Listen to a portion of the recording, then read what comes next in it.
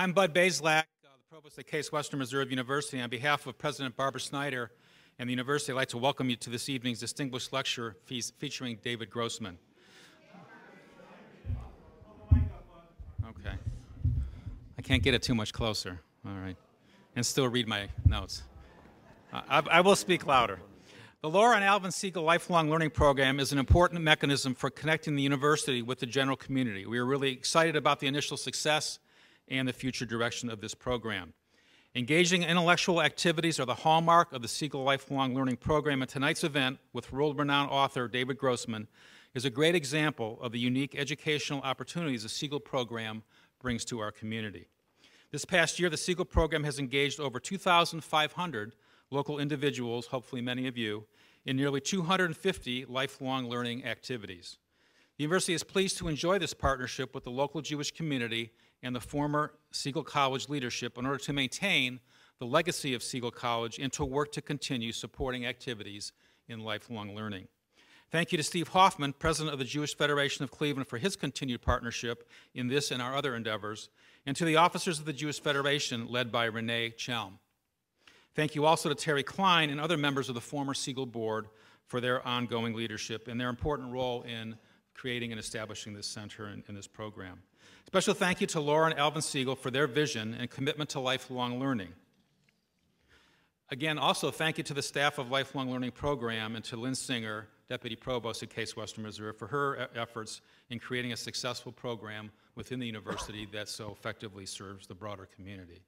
This evening's program is actually made possible by specific support from a couple of important sources. Donna Yanowitz, who continues to epitomize the value of lifelong learning and has graciously sponsored tonight's program. Let's have a round of applause for Donna. And also the Luxenberg family, who established the Herbert, Marianna, Luxenberg, Siegal College Israel Lecture Fund at the Jewish Federation of Cleveland, specifically to endow the programs like this evening's program. Let's have a round of applause for them also. Thank you. Finally, thank you to the clergy and leadership of Park Synagogue, especially Rabbi Josh Scoff, for welcoming us to this beautiful building and sponsoring the dessert reception that will follow this lecture. I'd now like to introduce Brian Amcroft, the Executive Director of the Laura and Alvin Siegal Lifelong Learning Program, who will introduce our speaker and the schedule for the evening. Brian?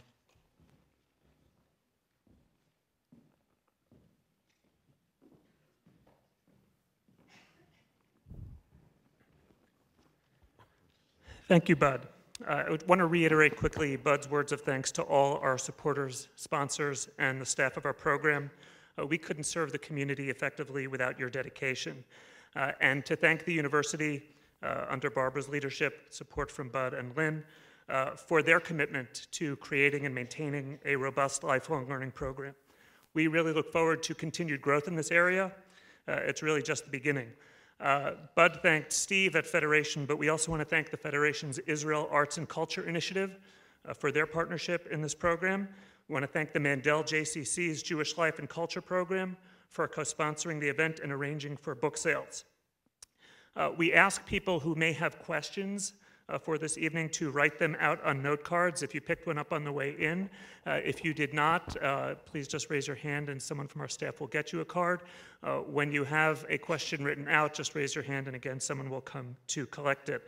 I'd like to remind everyone that there's a book signing and dessert reception sponsored by Park Synagogue, which will follow the lecture, and that will be in the bridge, so that is out that way to the back.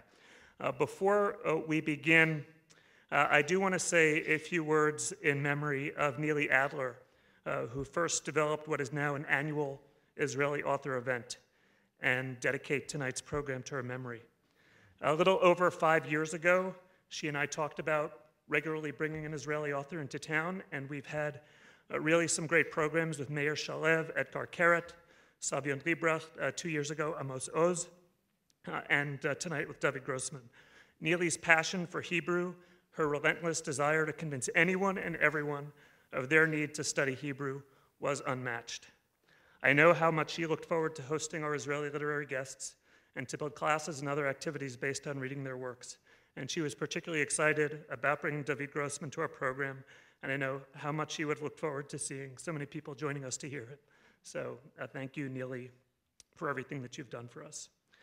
Now it's my pleasure to say a few words about our featured speaker for this evening. David Grossman was born in Jerusalem and studied philosophy and theater at the Hebrew University.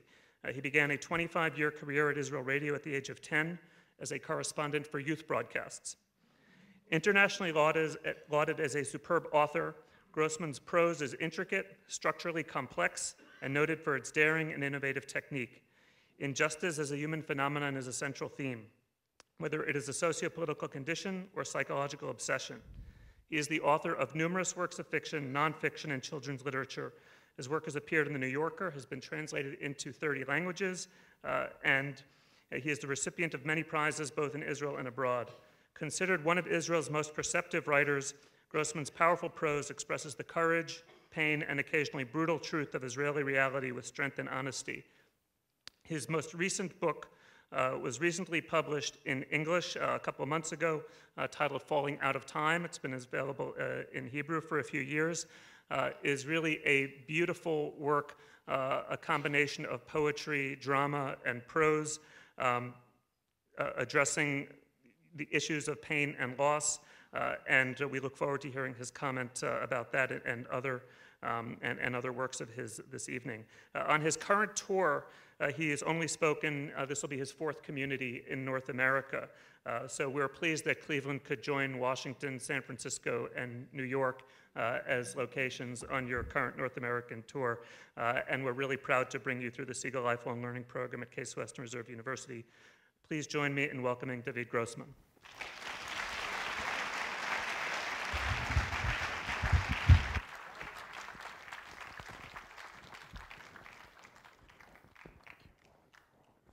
Shalom, good evening. Do you hear me? Yes. Yeah, okay.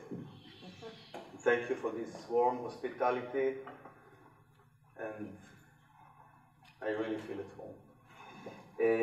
I would like to start by reading for some minutes from Falling Out of Time with the beautiful translation of Jessica Cohen. Town Chronicler. As they sit eating dinner, the man's face suddenly turns. He thrusts his plate away, knives and forks clang.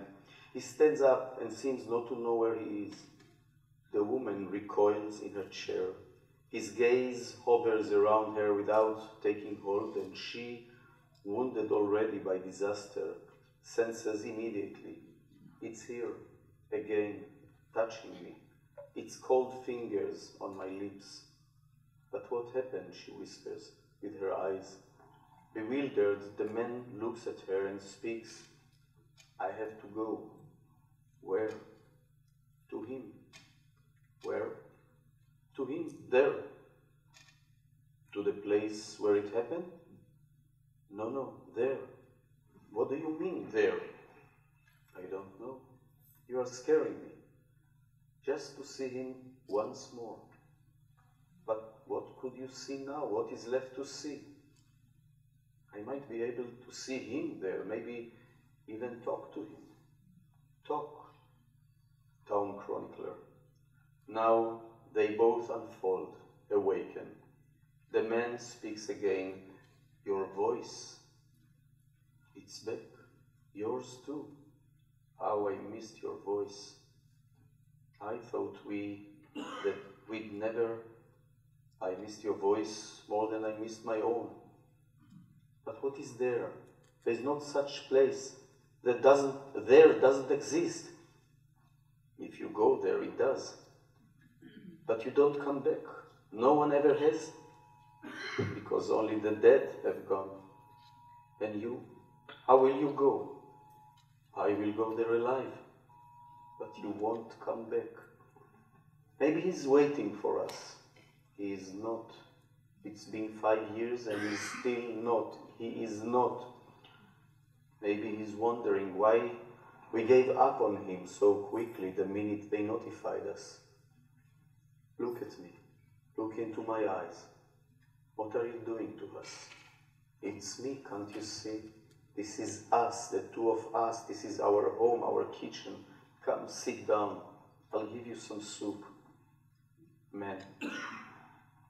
Lovely, so lovely. The kitchen is lovely right now, with you ladling soup. Here it's warm and soft, and steam covers the cold window pane. Town chronicler.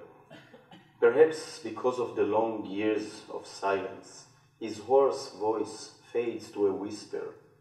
He does not take his eyes off her. He watches so intently that her hand trembles. Man, and the loveliest of all are your tender, curved arms. Life is here, dear one. I've forgotten. Life is in the place where you ladle soup under the glowing light. You did well to remind me. We are here, and he is there, and a timeless border stands between us. I had forgotten. We are here, and he. But it is impossible. Impossible. Woman, look at me. No, not with that empty gaze. Stop. Come back to me, to us. It's so easy to forsake us, and this light and tender arms, and the thought that we have come back to life, and that time, nonetheless, places thin compresses. Men, no, it is impossible. It's no longer possible that that the sun, that the watches, the shops, that the moon, the couples, the tree-lined boulevards turn green, that blood in our veins, that spring and autumn, that people innocently, that things just are, that the children of others, that their brightness and warmth. Woman, be careful. You are saying things. The threads are so fine. Men. At night people came, bearing news. They walked a long way, quietly grave, and perhaps as they did so, they stole a taste, a lick. With a child's wonder, they learned they could hold death in their mouths, like sweets made of poison to which they are miraculously immune. We opened the door, this one. We stood here, you and I, shoulder to shoulder, they on the threshold, and we facing them, and they mercifully, quietly, stood there and gave us the breath of death. Woman, it was awfully quiet. Cold flames lapped around us. I said, I knew tonight you would come. I thought, come, noiseful void. Man, from far away I heard you. Don't be afraid, you said. I did not shout when he was born, and I won't shout now either. Woman, our prior life kept growing inside us. For a few moments longer, speech, movements, expressions, men and women. Now, for a moment we sink, both not saying the same words, not bewailing him for now, but bewailing the music of our previous life, the wondrously simple, the ease, the face free of wrinkles. Woman, that we promised each other. We swore to be, to ache, to miss him, to live. So what is it now that makes you suddenly tear away? Men, after that night, a stranger came and grasped my shoulders and said, say what is left, fight, try to heal, look into her eyes, cling to her eyes, always her eyes, do not let go. Woman, don't go back there, to those days. Do not turn back your gaze. Men, in that darkness I saw one eye weeping and one eye crazed, a human eye extinguished, and the eye of a beast half devoured in the predator's mouth, soaked with blood, insane, peered out at me from your eye. Woman, the earth gaped open, gulped us and disgorged. Don't go back there. Do not go, not even one step out of the light. Men, I could not, I dare not look into your eye, the eye of the madness, into your nunness, woman.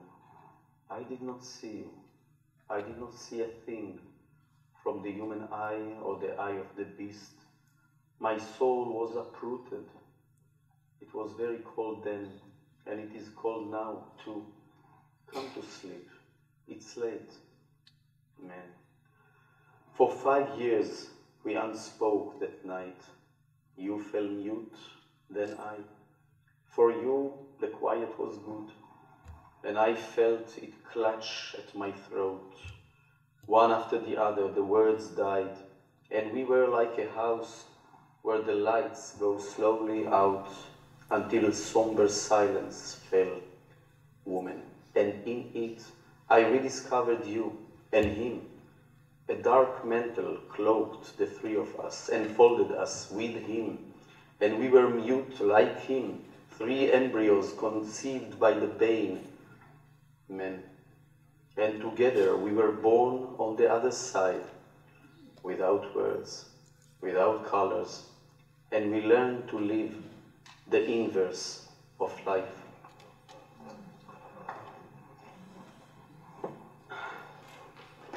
This is the first pages. After this conversation,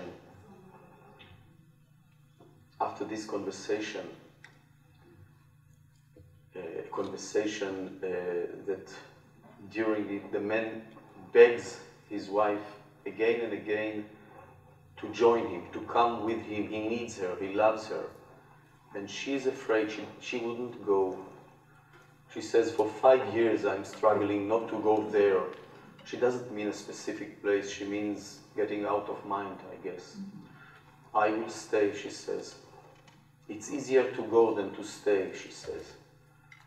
He goes out of the door and he stands outside, out of their little hut. And his feet start to walk him, to make him circle himself, and then to circle the little hut, and then the little village. And the next thing, we see him walking on the top of the hills that surround the big city. And he walks in this pointless way, maybe magical way.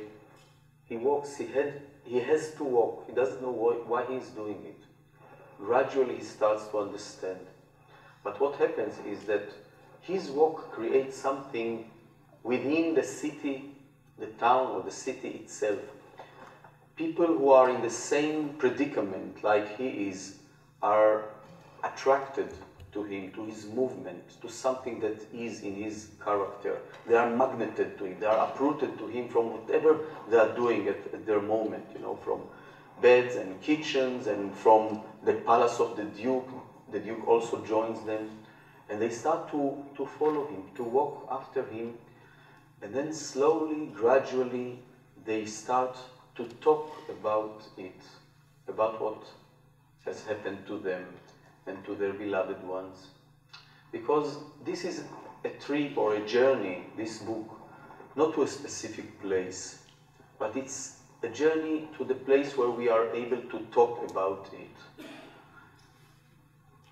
Maybe I should have said in the beginning, my family and I, we have lost our son Uri almost 8 years ago in the war against Lebanon.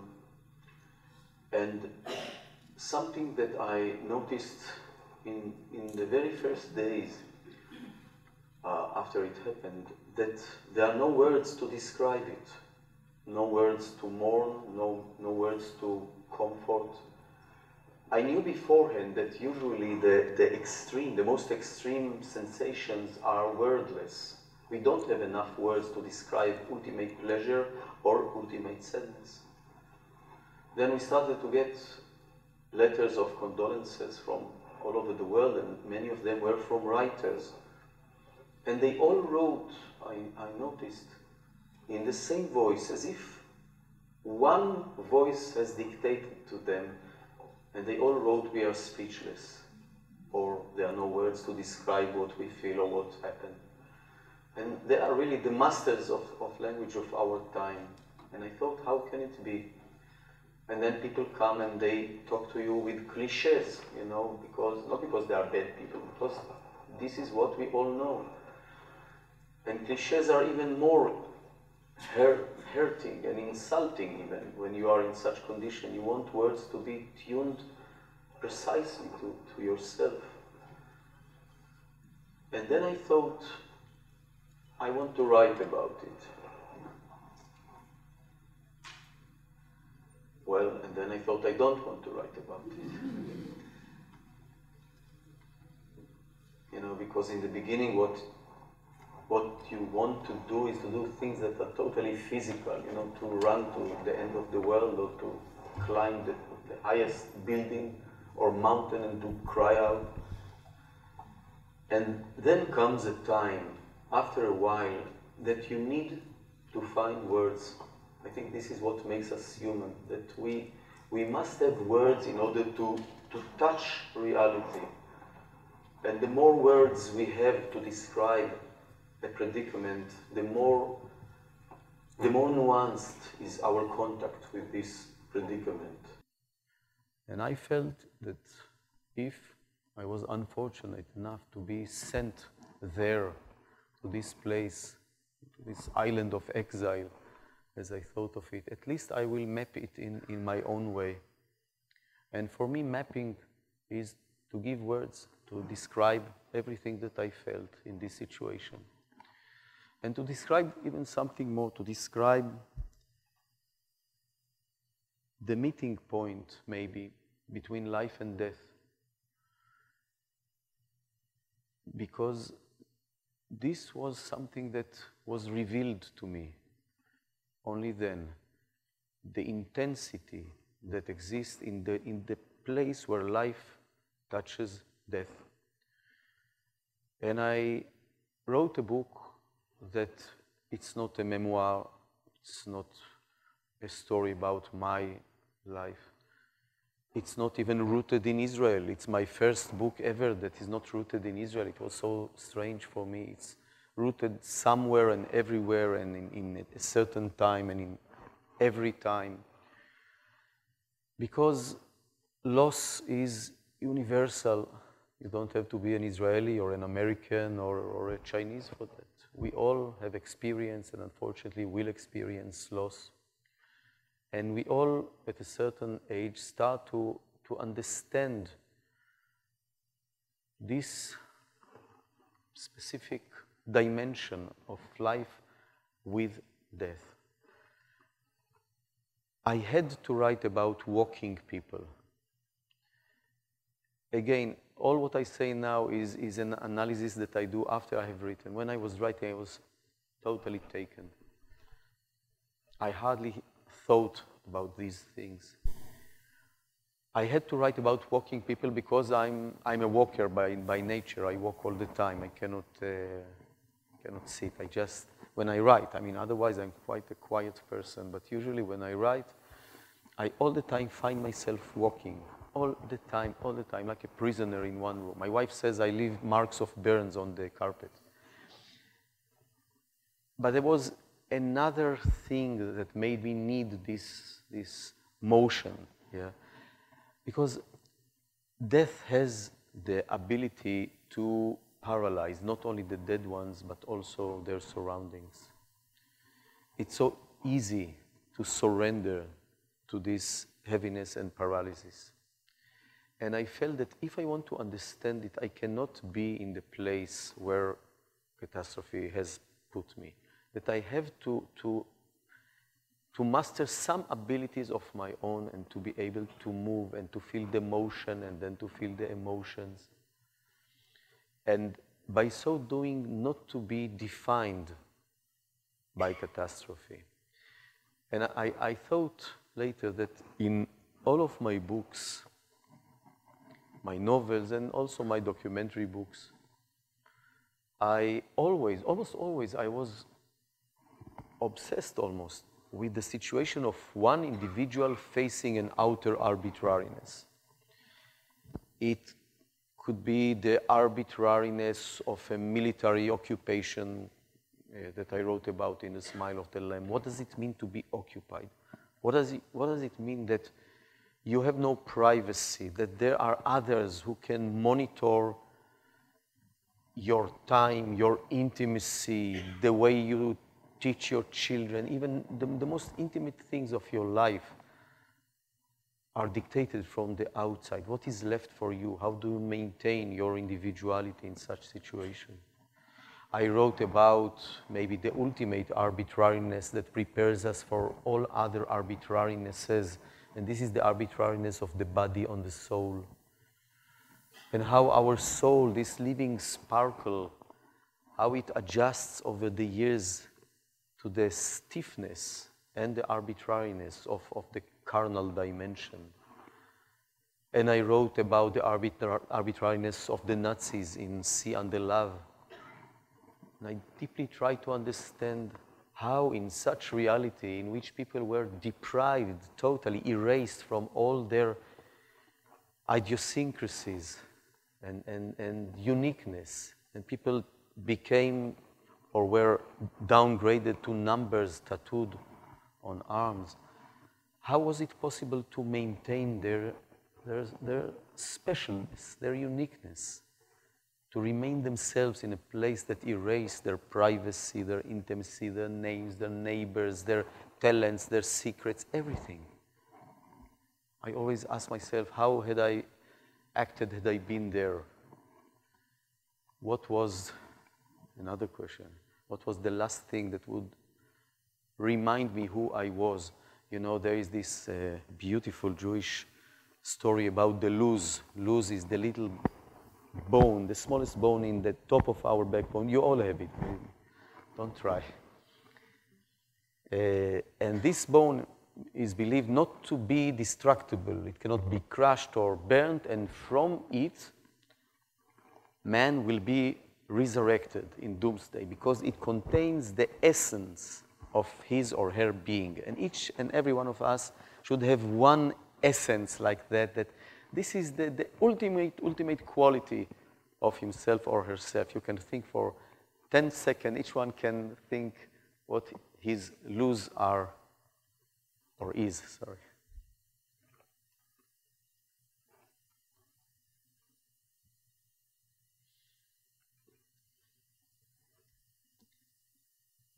And there were years that I used to collect losers of people to ask them what we are all losers, yes, we all have it.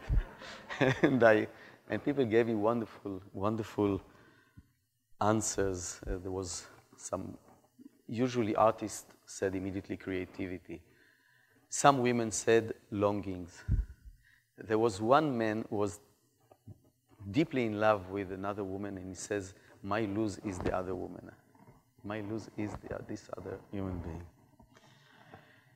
So to write about arbitrariness is not a hopeless thing, as I have discovered. Of course, you cannot change reality. You cannot reverse the wheel of events. You cannot bring the dead to life.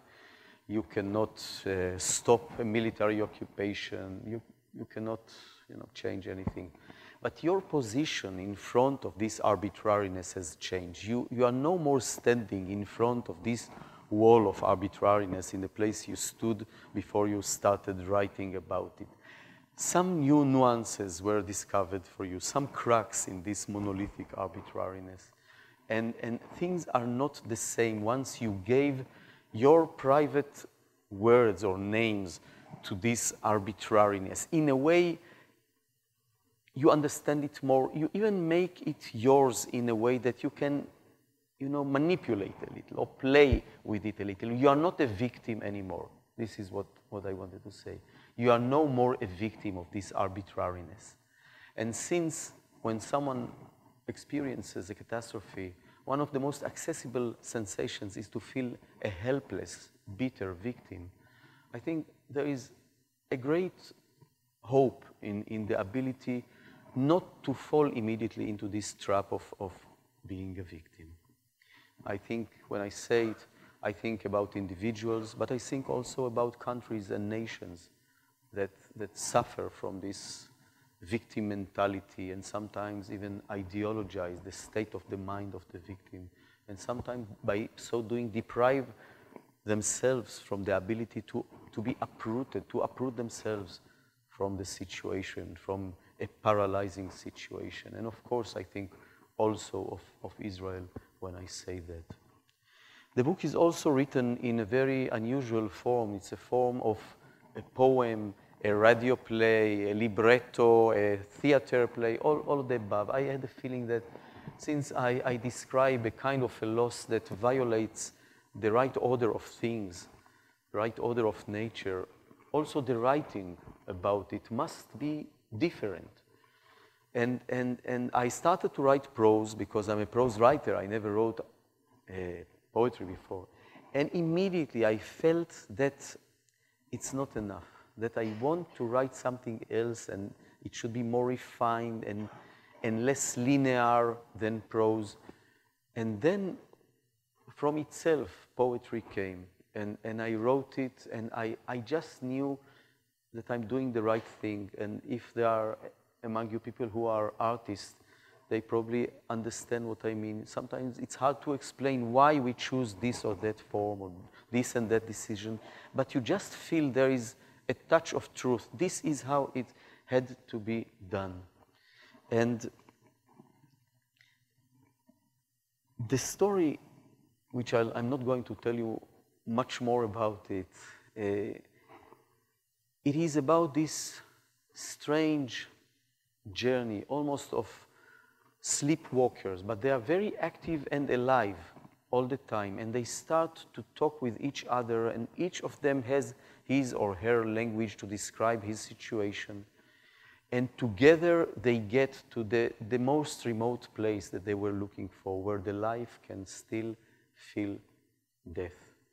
And then I understood something that for me was the great discovery of writing this book. I always think that, you know, a book should change not only the reader, but first and foremost, the writer.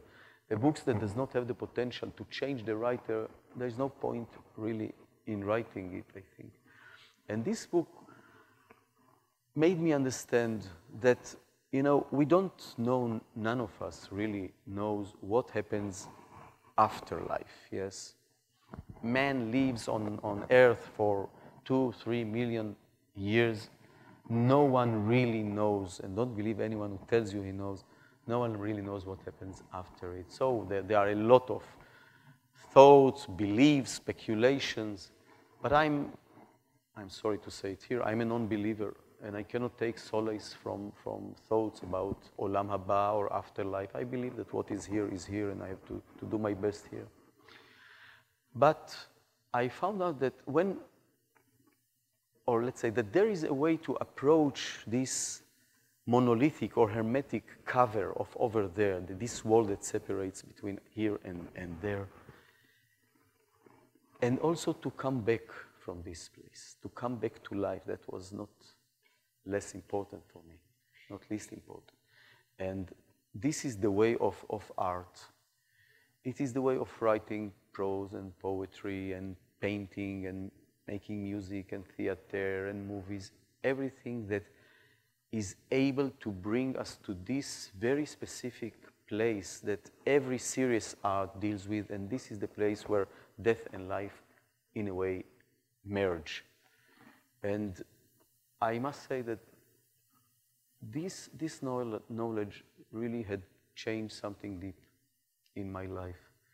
And I cannot, and of course I will not say anything about the quality of what I wrote, but I will say only what I've said about this journey that this book has allowed me. I think that you know that it came after another book, To the End of the Land, that I wrote in the years before. And To the End of the Land is a different book, but it tells in a way about something similar. It tells about the fear of losing someone dear. This is a fear that so many of us in Israel experience and share. What does it mean to live life that are so deeply immersed in the fear of death? What does it mean to raise up children when you know, in a very poignant way sometimes, that they are borrowed to you until they go to the army and maybe they will be involved in war?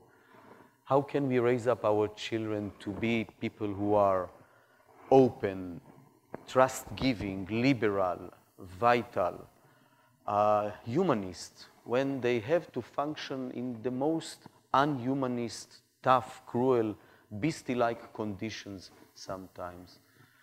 All these questions that parents sometimes ask themselves in Israel, and sometimes they prefer not to ask because asking and answering are so painful in that. And I experienced myself when my two sons, when they served in the army and they came back from the occupied territories, and I felt the resentment to ask them what they are going through. Because I felt maybe I don't want to know what happens to them, what they are exposed to. And they themselves, I felt, not always were able to connect the two worlds. It was too confusing for them to understand what is the connection between the envelope, I mean the border where they serve with the brutality and the cruelty and roadblocks and stones and curses. What's the connection between this and the softness of the interiority of a home and the tenderness of a home and of parents? And to the end of the land, Ora, the mother, who sends her son to a military operation, the moment she leaves him there and comes back home, she starts to wait for the notifiers of the army to come and to tell her the bad news. And then it occurs to her that it takes two for bad news, one to deliver and one to receive. And what if she's not there? What if they will not find her? Maybe some magic will happen. She will be able to reverse the wheel of events and the wheel of time, and she might do something to save her son. So she runs away from home, running away from the Besora, from the news, and she runs to the end of the land, to the Galilee, and she doesn't go alone. She takes with her, almost kidnaps, a friend who was the love of her youth. Maybe he is the love of her life, even though she was married to another man. And this is Avram. Avram, who was, when he was 16, when he met her, he was like a volcano of invention and imagination and vitality and sensuality, and everything was there. And then when he was 21, he fell captive in the hands of the Egyptians in the War of 73, and he came back broken in his soul and his body, and he doesn't want any contact with life, and he cannot understand why life insists on him so much, why they don't let him go. And she takes him with her to the Galilee, and they start to walk. And she walks and she talks. It's a walkie-talkie book. And she tells him about her family. Thunders, is it? Very dramatic. Yeah. She tells him he knows nothing about families, about siblings, about the love of parents to children. He's totally loner, ariri, as we say in the Bible. And she has to tell him the story of her son, of Ofer, and the story of the family. And I thought, after I've written it, why did I choose this way? Why did I insist on all the small details? And I thought that I understood something about this mechanism. You know, when we raise our children, we try to be the best parents we can. You know, we do all the needed and sometimes needless efforts, and we take them to the karate lesson and to the ballet lesson and to private lessons in mathematics and to the dentist, and we go to school to hear what the teachers have to say about them. And we do all that because basically we are good people and we want them to enjoy what we can give them, and we want them to grow up in the best possible way. But also there is a kind of a subcurrent of a conversation that we all the time as parents we have with destiny or with fate, as if we tell them, look, destiny or fate, we shall do everything we can to make the life of this child good. you, on your part, spare this child. It's a kind of a deal. And part of the investment that we do is to satisfy this fear that something might happen.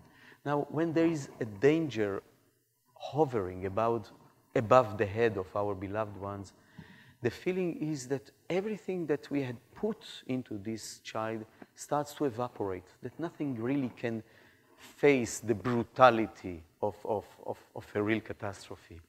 And what Ora does in this walk and talk is that she tries to reinfuse everything she gave her child, to reinfuse it to him, to his veins, to his soul, to foster him when he is now out there against the harsh war somewhere in the occupied territories. And therefore, she talks about all the smallest things that we do when we raise up a child. And she describes how he was conceived and how he was born and how she used to breastfeed him. And she was looking at him, and she remembers exactly this unique feeling when she felt she's imprinted in the pupils of his eyes, and that she will never be as beautiful as she is in this moment. And she describes to Avram, the lonely, loner Avram, how Ofer for the first time stood on his feet and how all the perspectives of his life changed when he did so. The noises come from different places, and things that he sees are different, and the place that he himself occupies in the space is different. And everything, so it's a kind of a domestic epos, a small, very small epos in house shoes. And what happened in this book is that, well, maybe she has not saved her son. We don't know it. I'll give you immediately a spoiler. We don't know. Each and every reader can choose if Ofer was saved because of her almost superhuman and yet very human effort. But for sure, she brought Avram back to life. She aroused in him for the first time the will to live, to be into this life. And the story is, of course, about one woman and one family, but it's also about life in Israel. And I just looked before and I saw that today is really a very important date. I don't know if you are aware of it. It's the 15th of May. It's a day after Ben-Gurion read the Declaration of Independence in 1948. It's the first day of the real independence of Israel. The day when 6 or 7 or 4, the estimations vary, Arab armies poured into this little Israel trying to crush it. And, you know, the rest is history and many other things, not only history. And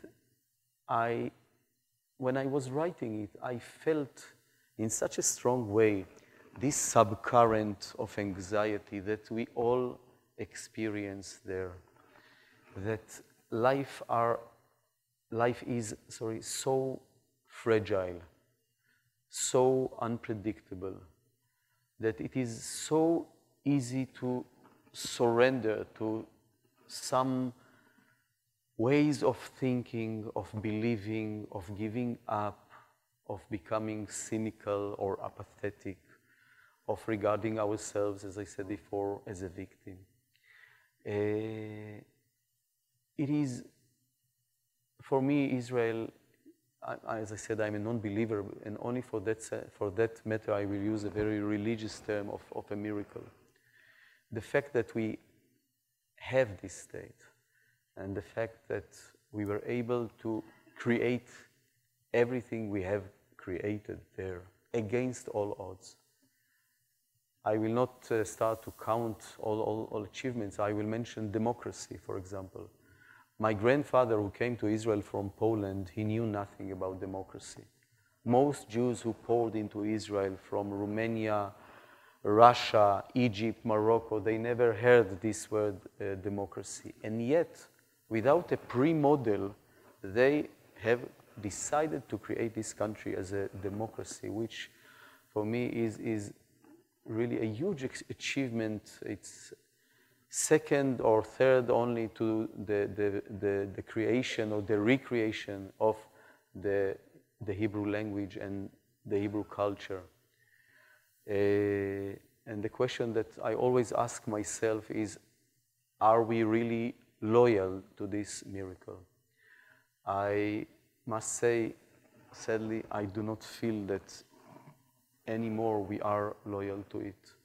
I feel that unlike the wave of hope and belief that prevailed in 48 against all odds again, in much worse conditions, we are now in a strange situation in Israel.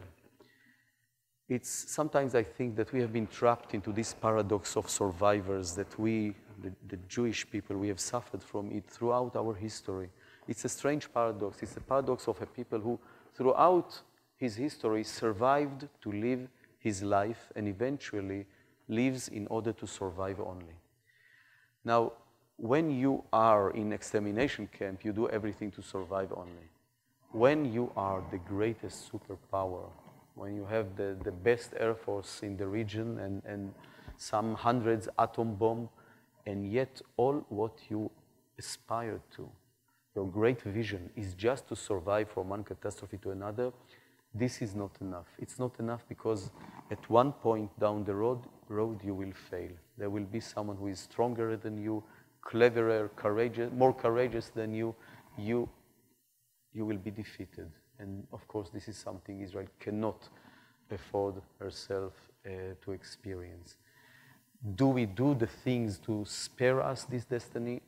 I'm not sure. I don't see any serious movement in this direction.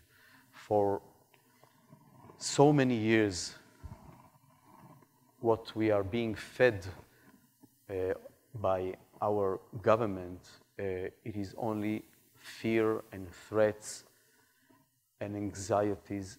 I do not think that I heard from my prime minister in the last 12 years a word of a vision of what Israel can be, what Israel should be. I find it really, really dangerous. Visions have a very strong place in the mind and the spirit of a people. We do not get it. We don't get this mineral, and it's a vital mineral. Okay, so I think I spoke more than I was supposed to speak, and actually I didn't know what I'm going to speak beforehand, but if you have questions, and they can be either literary or political or whatever, and I'll try to do my best and to answer them. So this is the time. I think Brian will choose the...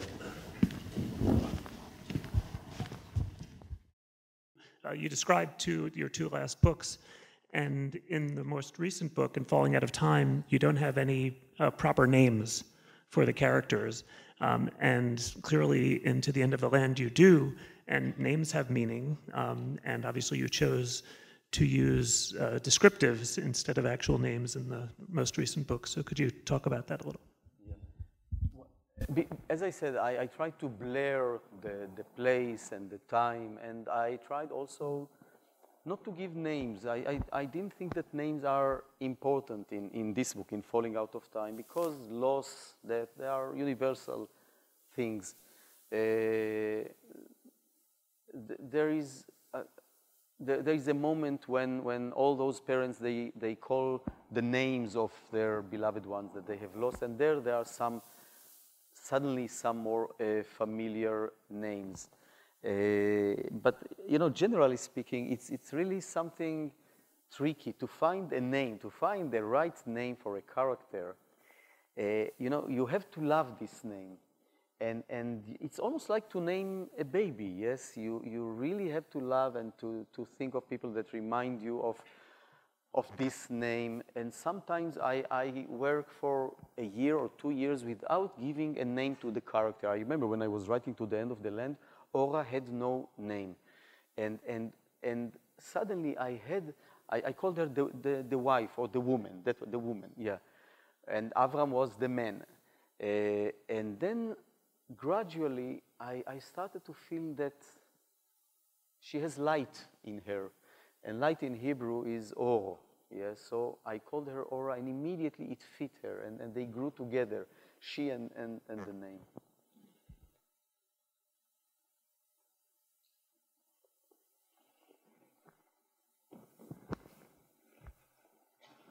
Someone has read a recent Israeli newspaper article. Mentioned that you had concerns about the title Zigzag Kid, which was used instead of the exact Hebrew translation by the filmmakers. Can you explain your concerns about that? Somebody did a very beautiful movie after my book, The Zigzag Kid. In Hebrew, it's Yesh Eladim Zigzag. There is a special sound for it. It's not correct grammatically, this phrase, but it catches you. And when they did the movie, suddenly they call it totally in Israel. They called it in another name. I don't even remember the name. I don't remember. And I was really furious, first because I thought they missed a good name, and second because why to call, they call it the Zigzag Kid. In Hebrew, they wrote the Zigzag Kid. And I thought, come on, I mean, we are in Israel, we speak Hebrew. Why should we acquire foreign language especially when it's an Israeli book? So there was some unpleasant moments, and we came to a compromise where they accepted my opinion. So, sticking with translations for a second, your books obviously have been translated into many languages, and the most recent one, as you described, was a different type of writing. So if you can talk about that one specifically, or in general, the role you have in working with your translators. Usually I don't even know all my translators. I know some of them, and I like them, but for this book, I felt that there should be something more special in the work of translation. And I gathered I gathered 7 translators to a small place in Germany, of all places. There is a center for translation in the town of Strahlen, near the Dutch border. And in this house, there are 24,000 volumes of dictionaries. Can you imagine? From every language to every language. And we sat there for 4 days, and I read to them the text. I read a page or a paragraph or a poem, and I stopped. And then they start to think, and they said, this word, no, this word. When you say in Hebrew, ubar, do you mean unborn? Do you mean a fetus? Do you mean embryo? When you said that the walking man is longing for the steaks he used to eat with his son, what kind of steak do you have in your mind? Is it a real steak? No, I forgot the name. No? Yeah, I love steaks. So, or how does he address this person in the second person or in the third person? All these questions. And what was so amazing was to see the meeting between the 7 different languages and the 7 different cultures and the 7 different personalities of the translators. And I learned how personal translation is and how much it's important the music, the melody of the translator himself or herself. There were moments when my German translator said, no, this is too sentimental. And immediately the Italian and the Spanish jumped on her and said, no, it's emotional. It's just the right temperature of this emotion. So what I think is that from now on, really, I would like to sit with my translators and to go over them. And then we did something more, and I really urged them. We didn't have enough time to do it in all the languages, but when I finish writing, every book that I finish writing, the last version, and I write many, many versions. I really write many. I will not tell you how many, but many, many times I write every word in every book. And then the last version is the version of reading it out loud. This is, I think, maybe a rudiment from my time in the radio, but I think that when you read it out loud, suddenly so many problems and faults, they surface and you see them, but not only that, because I believe that literature is also music. It has to be musical, not only in poetry, but also in prose. When I read it out loud, I become more aware of the rhythm of it, of the melody, and I can hear how the reader will hear it in his or her inner ear. I read that Flaubert, for example, used to stand in his window, open window, and to shout out all his text to the great sorrow of his neighbors. I get that gradually the village there became empty, and he also used to collect his friends, the brothers Goncourt, for example, and to read for them out loud for hours, 9 hours.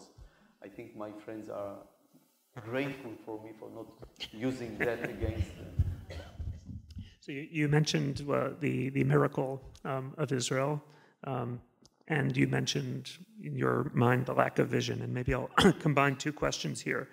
To what extent, or what would you prescribe for Israelis to be loyal to that miracle, to live up to it?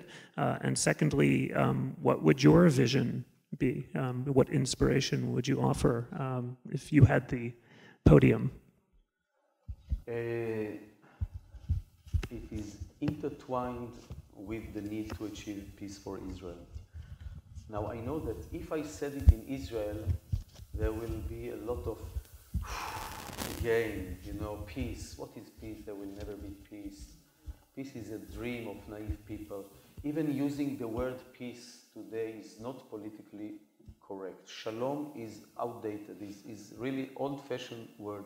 I speak very, very seriously. But I insist on talking about it because I deeply believe that this is the only way that will guarantee our future and our being there. I see what lack of peace brings upon us. I see what life under permanent fear brings upon us. How more and more atmosphere in Israel becomes narrow-minded in a way, self-restricting, afraid to believe that there is other life waiting for us. When you come to Israel, you are deeply impressed usually by the vitality of Israel, by the warmth of the people and the emotional voltage and the straightforward of people and the air of creativity. And I think it takes an Israeli to see or to sense also this subcurrent of existential fear and to see how much of all these energies are just a reaction to a deep sense of existential fear of what might happen, I'll say God forbid, if. And having peace will allow us, I think, for the first time in our history as a people to have a real home in the world. For me, a definition of a Jew is of someone who never really felt at home in the world. I'm sorry to say, even in the most hospitable places, there are always slight fear and doubt and considering an alternative option. Having a place there with borders, fixed borders, one of our curses is that we do not have fixed borders, that we never know where we end, where the other starts. It always creates this temptation of others to attack us, and it dooms us to react in the most aggressive way towards any threat. I'm 60 years old. I think that every 10 years I've experienced a war or a great attack or something that shook all my life. And the borders they shifted and moved time and again. It's like to live in a home with mobile walls. It's all the time moving. You don't know where you end. I want to have the stability of a real home. Israel should be not only a shelter, which, by the way, it quite fails to be. It's one of the most dangerous places for a Jew to be. But not only that it's not a shelter, it is not a home. And I want Israel to be a home, to be the home of the Jewish people, to be the homeland and the home of the Jewish people. And this will be achieved only when we have peace. Listen, as long as we occupy another people, we shall not have not only peace, but not tranquility. And we shall not have a home unless the Palestinians have their home, we shall not have our home. It's just like that. Now, I praised before our democracy, and I'm really proud of our democracy over the years, even though now it starts to be more and more frail, and there are more and more cracks in it. But listen, we are a democracy, and we are occupying another people for almost 50 years. Now, one has just to allow this terrible sentence to echo a little, no matter if you have wonderful justification for it, no matter if you are convinced that we have to dictate and to rule over the Palestinians for 50 more years. Just tell it to yourself, Israel, the democracy, we are occupying another people. The numbers are equal, but this doesn't really matter. We are occupying another people, and we created a terribly sophisticated and huge apparatus to make this occupation run almost smoothly. And I was furious when I heard what happened, that John Kerry not accused, he said that if Israel continues with the occupation, it might be an apartheid state. Now, 15 minutes later, he had to apologize, of course, yes, how dare he said. But, you know, in Israel itself, there is no apartheid. There is equality of the law, and formally, even an Israeli Palestinian can be elected as a prime minister. And of course, nobody will forbid mixed marriages, even though there are organizations of religious and right-wing people who are tracing mixed couples and threaten the women from taking part in it. So in Israel, there is no apartheid. In the occupied territories, there is a total separation of roads, of traffic, of the jurisdiction system, of water, irrigation, of everything. There is a separation, and not to the benefit of the occupied. So I think we should say it out loud, because we have to get used to these terrible words. We have to get used, because almost 50 years have passed, and it's about time that we shall look at what we are doing and understanding. Unless we solve the question, unless we have peace for ourselves, we shall not have a place, and also we shall not have a future. Not place and not a future. You know, I saw on television an interview done by an American interviewer who interviewed some just married Israeli couples. And he asked one of the new brides, how many children do you want to have? And she immediately said 3, in a very joyful voice. And he was surprised that she knew already. She said, why 3? And she said, so if one of them is being killed in terror action or in war, we shall still have 2 left. Just like that, she said it, you know. Now, I, as an Israeli, I understood her. I must tell you, I understood her. It was much before it happened to me, but I immediately understood her. And I thought how terrible it is that we grow up in such climate of war, of fear, of being prepared all the time for the next catastrophe, instead of saying how wonderful it is to have 3, 4 children, you know.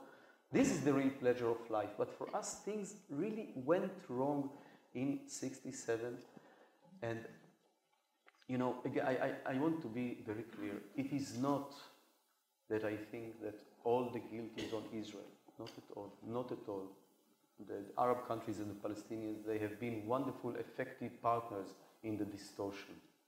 And it is not that I suggest that if there is peace, Israel should demilitarize itself and start to give trust in the countries around it. I do not give trust in Arab countries in their attitude towards Israel. I see what they are doing to their own people. I do not want to be without a very, very strong army in the Middle East. But I do believe that strong army cannot be the only way to guarantee our being there. We need a strong army. But the second foot on which we shall stand is a dialogue with our neighbors, is trying to create within them the agents for peace, and to create conditions of peace, and to take a risk, but a calculated risk. This is why we have such a huge army, to support calculated risk. The army is not an end for itself. This is not why we accumulate all this army to have an army. We have an army in order to allow us better life. Life, not survival. Life is so much more than survival only. Thank you so much, sharing your words, your thoughts. Please, I ask you in the audience to let us take David over to the table for the book signing, and you can join us over there. There's dessert out in the side. Thank you very much. Laila tov l'kulam.